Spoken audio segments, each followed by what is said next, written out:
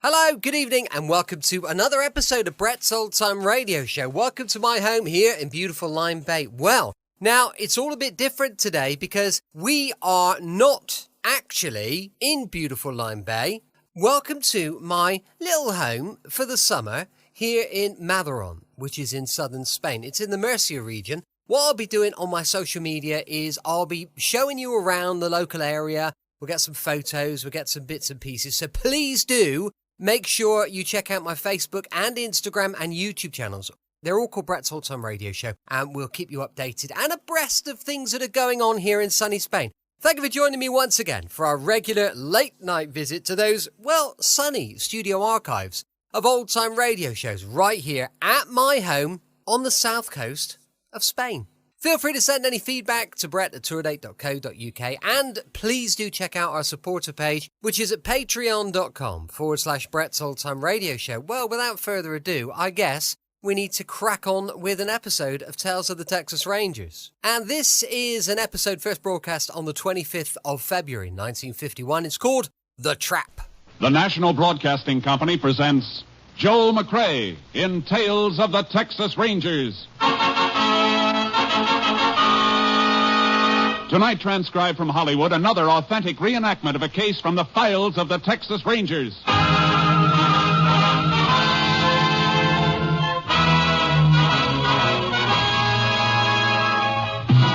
Tales of the Texas Rangers, starring Joel McCrea as Ranger Jace Pearson.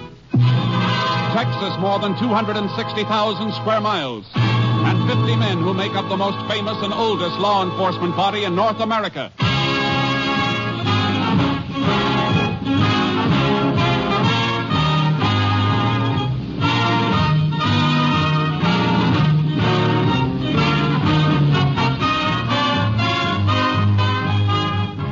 From the files of the Texas Rangers come these stories based on fact. Only names, dates, and places are fictitious for obvious reasons. The events themselves are a matter of record.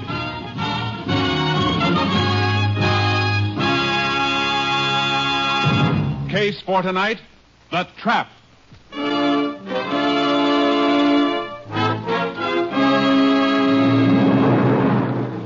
It is 1:10 a.m., May 17th, 1948.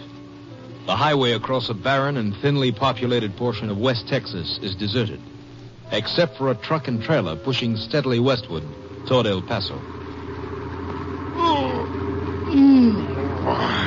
Boy, that nap felt good. You sure were snoring. I could barely hear the motor. How long without sleep? Since 8 o'clock last night. Almost 1 a.m. now. How we doing? We'll be in El Paso by 6. We're right on schedule. You want me to take the wheel? No. Wait till we gas up at Frito Junction. It's only another 50 miles. Okay. I sure will be glad to get home and see my wife. You called a long distance when we stopped for supper. Yeah, but I'm not an old-timer like you. This is our first baby we're expecting. You already got 4. Ah, don't let me kid you, Sims. You feel the same way about all of them, no matter how many you have. What are you hoping for? Oh, just a healthy kid, I guess, that's all. Although I'd kind of like a little girl. You get one, you'll have a real picnic. Girls are born smarter than we are. My youngest one, she can work me over for anything she wants faster than a quarter horse can get moving. You don't look like you're feeling any pain from it, Grover. I ain't. It's a big kick, getting them things they want. Yeah, but don't get me wrong, I'm just as fond of the 3 boys, too. Yeah. But, well, a girl does get under your skin a little more. They're more affectionate, like. Boy grows up and you want to kiss him. He kicks up his heels. You get to be 8, 9 years old, the closest you get to him is shaking hands, you know what I mean? Sure do. I guess we were the same with our folks. I wouldn't trade them for anything, though, boys or girls. And they're your own blood, well, you'll find out, Sims. You got a lot of fun and living ahead of you. They'll worry you when they get sick, and they'll break your heart when they get kid troubles that you can't help them with, but nothing you'll ever have will mean as much to you as your young'uns. I've been worrying about mine already, and he. Well, whatever it is, ain't even here yet. I keep wondering if I'll be able to make it. You know, bring him up, educate him, help him to be somebody. Yeah, that's something else you'll worry about with each new one. Man, I'm so scared now, I think I'll just settle for one kid and leave it at that. That's what I said 12 years ago with our first, but you'll change your mind. Yeah, I guess so. Mary said that she Hey, wanted... hey. Huh? What's that ahead? Where? Oh, somebody waving a red lantern. We must be coming to that narrow bridge over Lannon's Creek. You suppose it's been washed out again by a flash flood? Yeah, that could be, although it don't look like there's been any rain here since we started the haul east 4 days ago. Just the same, they got it blocked. Yeah. Look, Grover, they put up a detour sign. Yeah, probably wants us to go the left end of the old road. No, sign points to the right, and the fellow with the lantern is waving us that way. Yeah, I guess he knows what he's doing. Don't look like much of a road this way, does it? Oh, it's going to be mighty rough going. I hope this don't last too... Hey, this ain't even a road. Oh, it's just a little dead-end turnoff. That guy must have been crazy sending us in here. Backing this rig out is sure going to be a job. Ah, what a dumb trick. I'm going to walk back and ask him what in the name of blazes made him turn us off this way. I'll come with you.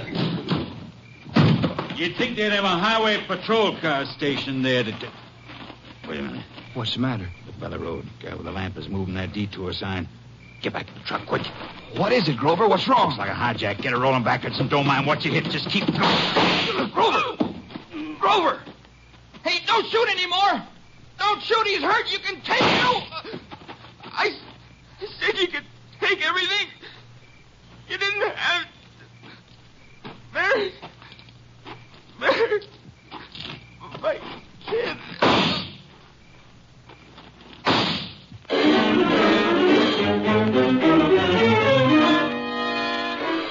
At 9 p.m. the following night, the bodies of Warren Grover and Luther Sims were discovered, and the sheriff notified. He called for help from the Texas Rangers. Ranger Jace Pearson was assigned. Here are the bodies, Jace. Must have been dragged into the brush when the truck was stolen. Lucky thing Mr. Archer here found them. Mighty lucky. Could have been here for days. How'd you happen to come across them, Mr. Archer? Well, it weren't me. One of my kids found them. We pulled off the highway fixing to make camp for the night. The boy was gathering wood for the fire. Then I'd yelped and come legging out of here like a scared jackrabbit. You make a habit of camping out at night with your family? Ain't nothing much a man can do about it when he ain't working. Them motels and places cost money. Where do you come from? Up Arkansas way, we're heading for California. Migratory workers, huh? You can talk to his family later if you want, Jace. I let Archer pull his car into a clearing up the highway about 200 yards the other side of the bridge. I didn't want to keep the kids around here. If you ain't got nothing else to ask me, I'd like to get back to my wife, plumb shaky. All right, go ahead. But when you get to the car, stay put. I ain't got no place special to go. Thank you. You got a flashlight, Jace? Mine's about to peter out. Yeah. There, you can give your batteries a rest. You say they were due in El Paso at 6 this morning, huh? Yep, was on schedule, too, until they got here, I reckon. Made their supper stop on time last night. The company checked back. When'd you get the request to look for the truck? Got the description and license number early this afternoon when they was overdue and nobody'd heard from them. The company figured if they'd had a breakdown, they'd have called in. According to their schedule, they should have reached this spot a little after midnight last night. And whoever took that truck had plenty of time to get a long ways from here with it before sunup. Not much chance of anybody spotting them. That's right. We better take a look around. I've been all over the ground between here and the highway, but I guess it won't hurt to look again. Condition my light was in, I might have missed something. I can show you where they were when they dropped. Bloodstains on the ground out here. Yeah, I saw them. Right where the truck was. Things aren't far from the tire marks. They're funny tires, Jace. Different pattern right smack down the center of them. Well, no, those inside tracks were made by Archer's car when he drove in. Covered part of the truck marks. The way this place is rutted, he'd fall right into the same track. I didn't think of that. Here's something. What is it? Cartridge shell. Look at it. 45 caliber Army automatic. Oh, and here's another one. Well, we won't have to wait for an autopsy to tell us what the murder weapon was. Hey, I just thought of something. What? That 45 Army automatic. There's an Army camp about 40 miles further on, just 10 miles this side of Frito Junction. I'm afraid that won't help us, Sheriff. Number marking on these shells is a 17. That's the old 1917 ammunition series, World War I. No camp would be using ammo that old.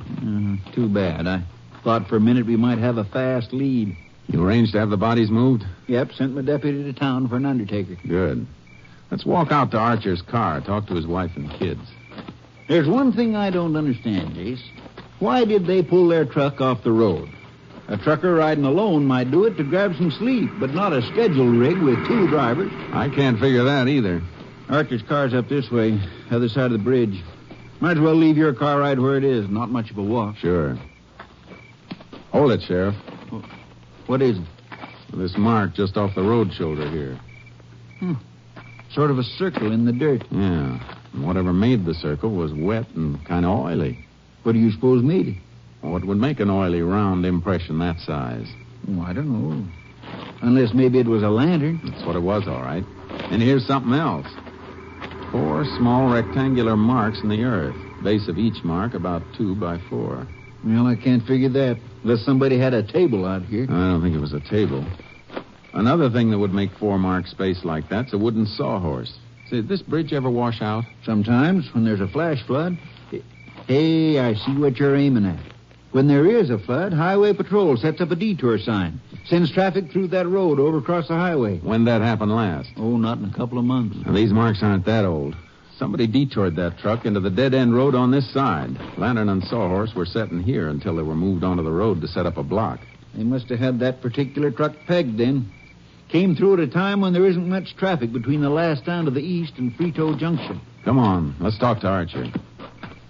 You got a list of the cargo the truck was carrying? Told my deputy to wire a request for it after we found the truck had been stolen. It'll come through to my office. Good, because we'll have to track this down through cargo. I got a hunch that the truck has been emptied and ditched by now.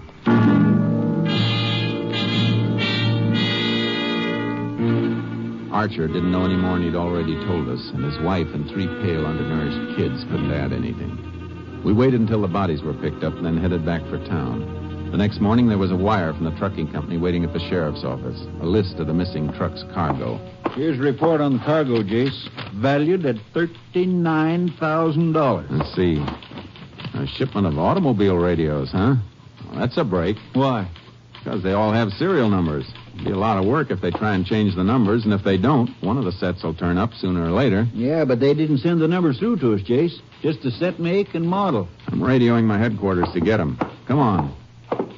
Austin can contact the manufacturer and have him send a complete list of the serials through. Then they can distribute the list to all law enforcement agencies on a statewide bulletin. We don't stand much chance of cracking this if we have to wait for a hot car radio to turn up. Don't worry. We're not going to wait. We got plenty of other things to do. How many deputies you got handy? 3. How about sending them back along the highway? We know where Grover and Sims made their supper stop. I'd like to find out if they made any stops after that, before they were killed. Good idea. As a matter of fact, whoever stole the truck may have turned it around and headed back that way. Killers may have been spotted. It's a chance. On the other hand, maybe I ought to send one man toward Frito Junction in El Paso, just in case the truck kept heading west. Never mind. I'll handle that part of it myself. I'm heading for Frito Junction as soon as I can make that radio call.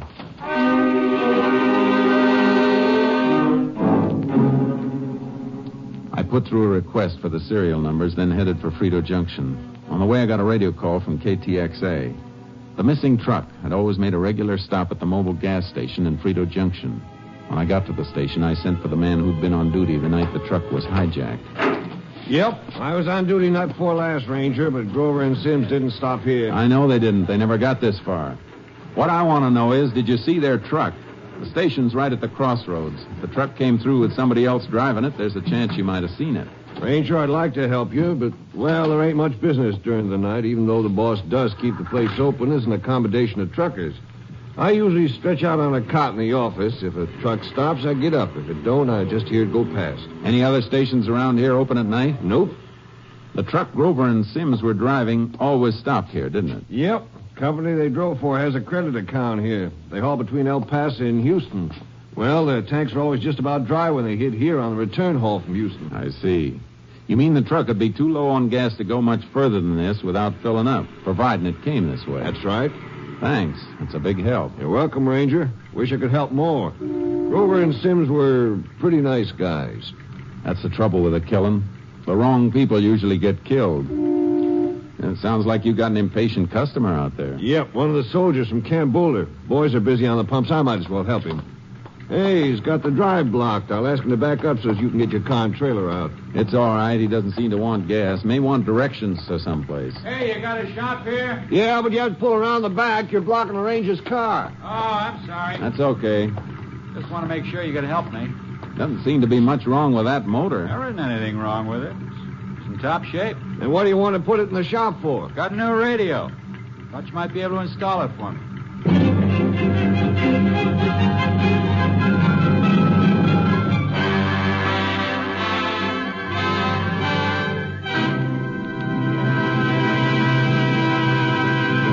You are listening to Tales of the Texas Rangers, starring Joel McRae as Ranger Jace Pearson. We continue now with tonight's case, The Trap, an authentic story from the files of the Texas Rangers.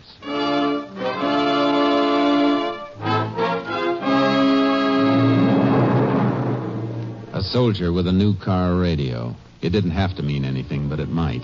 The make and model of the set he had matched what I was looking for. I got the serial number from the carton it came in and phoned it through to the sheriff for a fast check against the manufacturer's list. Then I went into the shop to ask a few questions. You'll have to drill holes for the antenna, I guess. Unless you want to wear it in your hat, I will. Looks like a good set. Yeah. Pretty expensive. Fellow told me it sells for about $85. What'd you pay for it? Well, I didn't buy it. I made a deal for it, sort of. What kind of a deal? What do you ask me that for, Ranger? Something wrong? I didn't say that. I was just wondering what kind of a deal a fella could get on a car radio. The man you got this from have any others he wanted to get rid of? Well, I don't think so. He just gave me this for a trade, you know. On what? Something I had that he needed. Look, my pass is only good for a couple hours. I didn't think it'd be this long. Maybe I better let it go, and I'll come back in next time I'm in town. Okay. I think you better stay around. But my pass... Maybe I can get you a little extension of time. What's the camp number? I'll call your commanding officer. Well, what do you want to do that for? Yeah, what's the matter, Ranger? What is it? It's that radio. Grover and Sims were hauling a truckload of auto radios when they were hijacked and killed. What? You telling me that radio's stolen? No, I'm not. Not yet. But I'm waiting for a check on the serial number, and you're not leaving here until I get it. Well, look, you got to believe me. The guy gave me that set. Yeah. You've been pretty evasive about telling me why he gave it to you. I told you it was a trade. For what? Come on, talk up. Well, I can't tell you that. Get me in trouble. If this is one of the sets taken from two murdered truck drivers, you'll be in plenty of trouble unless I know where and how you got it. Sounds like you better tell him, soldier. I got the set in exchange for some gasoline. Gasoline, huh? All right, go ahead. Well, it was night before last. Just after 2 o'clock. I just started guard duty at camp. My post was along the fence by the motor pool from 2 to 4. Hey, Ranger, that's not long after the time you said Grover was... Never mind, Milligan. Go ahead. Well, I heard this car stop near the fence. You sure it wasn't a truck? No, it was a car. So I walked over to the fence where it was parked. I sort of gave the challenge, asked who it was, and a man walked up, said he needed some gas. And you gave it to him, just like that? No. He said he'd pay me for it. I told him it was against regulations. Then he said it wasn't for him. He said a couple of women were stranded down the highway in their car. And then he said he'd give me a car radio. Oh, well, it seemed like a good deal, so I opened a pump and filled some Jeep cans for him. How many gallons? 25. And you didn't think there was anything wrong with a trade like that? An $85 radio for 25 gallons of gas? Well, the guy was stuck and How could he be stuck? He was only 10 miles from the station, and it's open all night. Well, maybe he didn't know that. He knew it all right. But he didn't want to bring a stolen truck into this station, and he didn't want to get that much gas in cans from a place that might be checked. Look, Ranger, please, I'm up for discharge in a couple of months. Our camp is being deactivated. I don't want to get in bad. You should have thought of that before you started to ladle out government gasoline. What kind of sidearms do you carry at the camp when you do a guard trick? Regulation Army 45. Any 1917 series ammo? None that I ever saw. Are you going to give me a break? I'm not a judge. I can't give breaks. You're the only key I've got to 2 dead men. I'll call your post and have the MPs pick you up. The gasoline's the Army's business, but this radio is mine if it's stolen property. How could I know it was stolen? Can you describe the man you got it from? No, it was too dark. Besides, there were 2 men. One of them stayed in the car. It'd help your case a lot if you could tell us what they looked like, even what kind of a car they were driving. Well, it was dark, I tell you. They talk to each other? Call each other by name? Well, yeah. The fellow I gave the gas to, he called the other one in the car, and he said, drive up closer, will you, Sonny Boy? Sonny Boy? Well, that's not a name. Probably just a wisecracker nickname. I'm just telling you what I heard. I'm trying to do everything I can to help you. Yeah. Just a minute. Ranger, it's for you, the sheriff. Thanks. Hello, Sheriff. Howdy, Jace. That soldier's radio is on the stolen list, all right. But I got something one of my deputies dug up. Grover and Sims did make another stop after they had their supper. At 11:30 the night they were killed. Where? Roadside diner. Just stopped for coffee. At least Sims had coffee there. Told the proprietor that Grover was asleep in the cab of the truck. You talked to the proprietor yourself? Sure did. Drove out Sims as soon as the deputy gave me the report. It's Watson's Diner. A lot of truckers eat there or stop to coffee up when they're riding late. Watson know if they had a hitchhiker with them? Any rider they might have picked up? He says no, but he didn't go out to the truck, of course. From what he says, Sims was the only one in the place except for some traveling salesman who was playing the pinball machine. A fellow named Sonny Boy Jensen. Sonny Boy? That's right, Jace. What you getting excited about?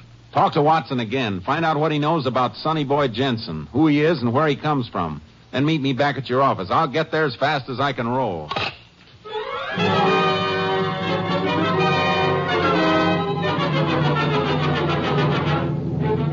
The army camp was on my way, so I took the soldier with me and turned him over to the camp authorities to be held. I kept a lead foot on the gas pedal as I drove past the bridge and the side road where the truckers had been hijacked and slain.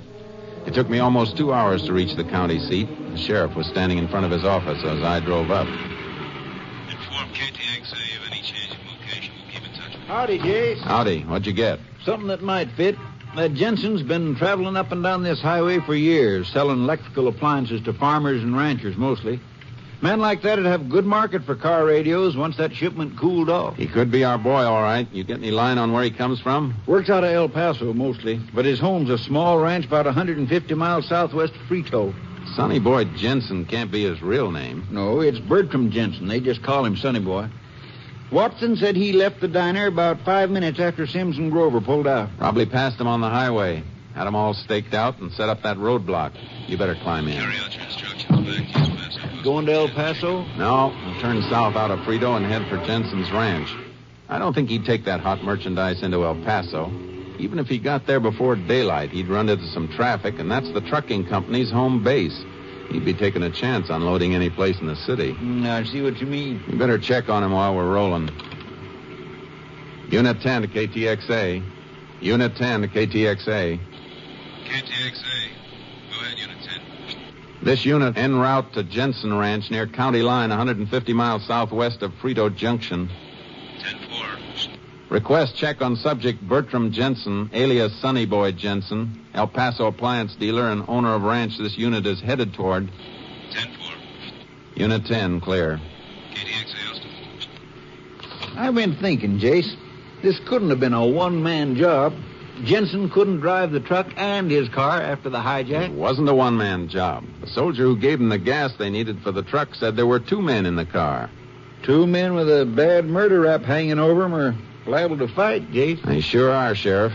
Better take the safety off your gun right now. There mightn't be time later.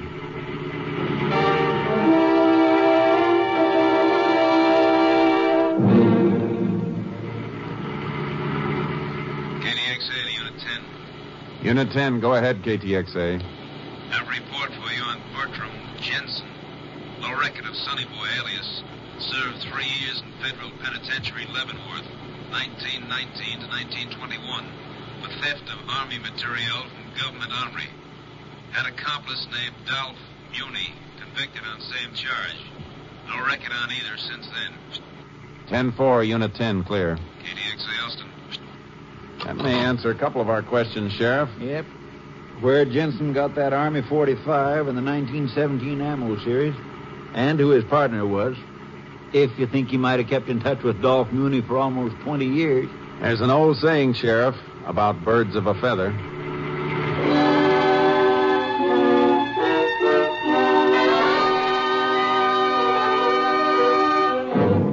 It was after dark when we reached the Jensen ranch. When the door opened, I knew it was Jensen. There were little wrinkles under his eyes, and his temples were gray, but his face held a youthful softness, as some faces do, whether 16 or 60. It wasn't hard to understand why they called him Sonny Boy. Well, it's been a long time since I've seen a ranger around here. You, looking for somebody? The sheriff and I heard you might be able to get us a bargain on a few things. Sure. What are you interested in? Automobile radios? I got a few in my warehouse in El Paso. Thought you might have something around here. No, I'm afraid not. Then maybe you know somebody who has.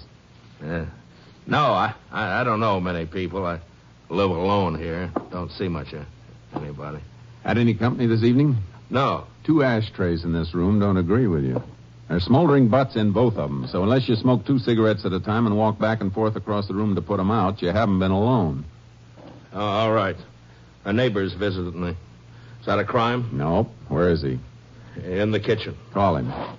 Don't go for him. Just call him from here. Doc? Hey, Doc. What's this doc business, Janet? Oh, I didn't hear anybody come in. Jensen tells us you've been visiting him. Where are you from? From Borderville. Well, that's about 50 miles from here. Yeah, and Jensen said you were a neighbor. Well, that's right, ain't it? Distance don't mean much in Texas. I just dropped in on Jensen unexpected. Matter of fact, I was just washing up, fixing to start for home. Yeah, he's just leaving. Oh, well, go right ahead. I'll get your coat. It's in the closet here. Oh, before you open that, I'd like to ask your friend a couple of questions. 50 miles is kind of a long walk, isn't it? Only way to leave this ranch would be in a car, and if you've got one parked outside, we didn't notice it. I was going to lend him mine. Oh, I see. You said you dropped in unexpectedly. How'd you get here without a car? Why, hitched a ride. Somebody dropped me off the gate. Uh-huh.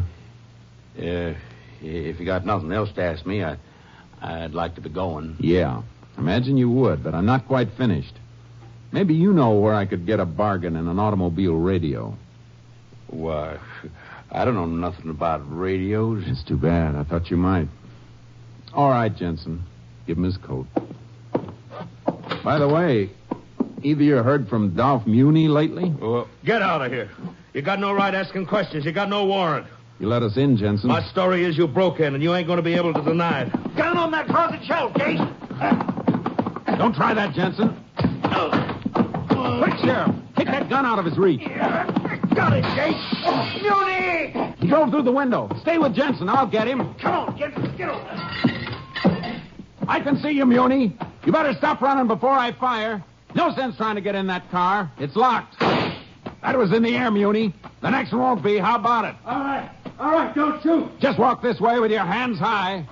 I had to steal the radios, but I didn't do the killing. I didn't. I was on the highway with the detour sign when Jensen shot him. Don't tell me, Muni. Save that for the court. Where are the radios? In the barn, hidden in bales of powder. We ditched the truck in Amber Lake. All right, Muni. Let's go in and get Sonny Boy. You can make your statement at the sheriff's office.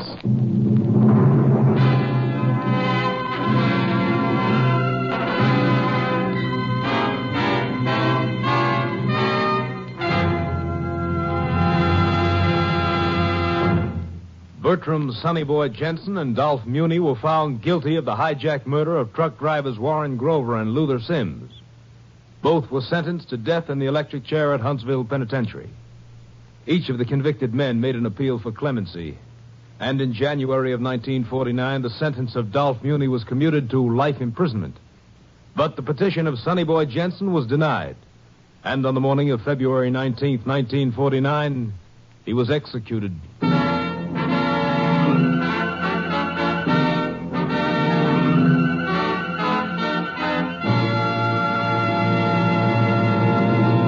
And now, here again is the star of our show, Joel McCrea.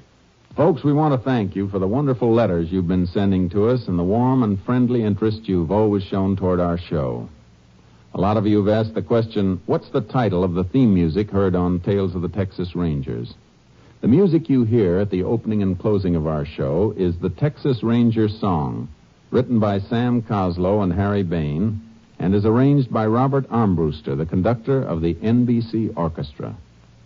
We're glad to know that so many of you like it. We do, too. And so, Mr. Armbruster, the Texas Ranger song, if you please.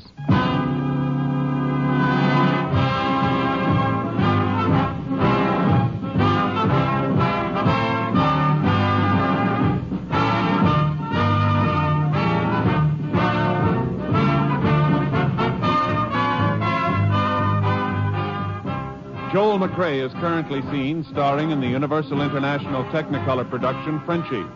Tonight's cast included Tony Barrett, Whitfield Connor, Herb Ellis, Parley Bear, Wilms Herbert, Paul Dalboff, and Bill Conrad.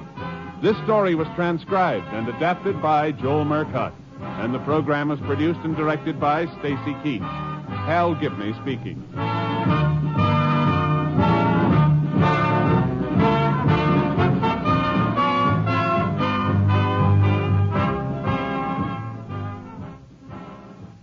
Three chimes mean good times on NBC.